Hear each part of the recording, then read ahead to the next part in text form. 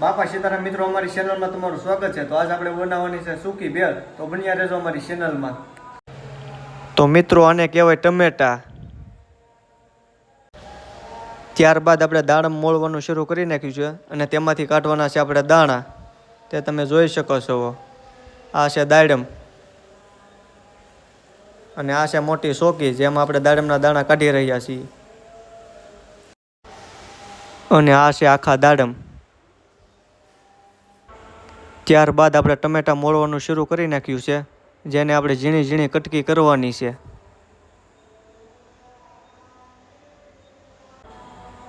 તો મિત્રો હવે આપણે ડુંગળી મોળવાનું શરૂ કરી નાખ્યું છે અને આ છે મશીન ડુંગળી મોળવાનું, જે તમે જોઈ શકો છો। આની અંદર આપણે કરવાની છે ગ્રેવી અને ત્યારબાદ આપણે લીંબુ મોળવાનું શરૂ કરી નાખ્યું છે અને તેમાં કાઢવાનું છે લીંબુનું પાણી। અને આ છે દાડમના દાણા અને ત્યારબાદ આપણે કોથમરી કાપવાનું પણ શરૂ કરી નાખ્યું છે, ઝીણી ઝીણી કટકી કરી નાખી છે।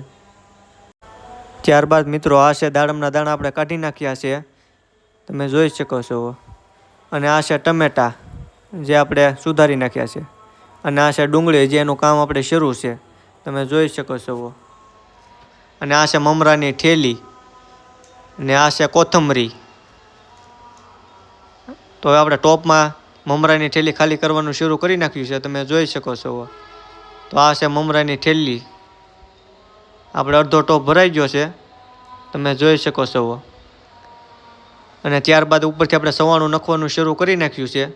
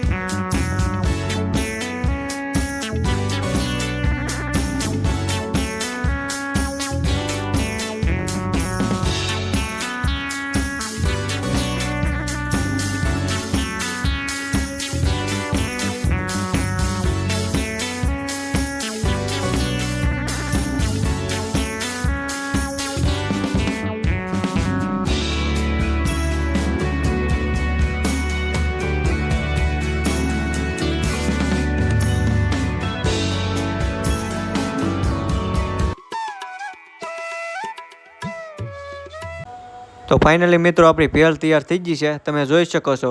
તો હવે આપણે અહીંયા વ્લોગ પૂરો કરવી છીએ ને હવે મળશું બીજા વ્લોગમાં। બાપા સીતારામ, બન્યા રહેજો અમારી સાથે।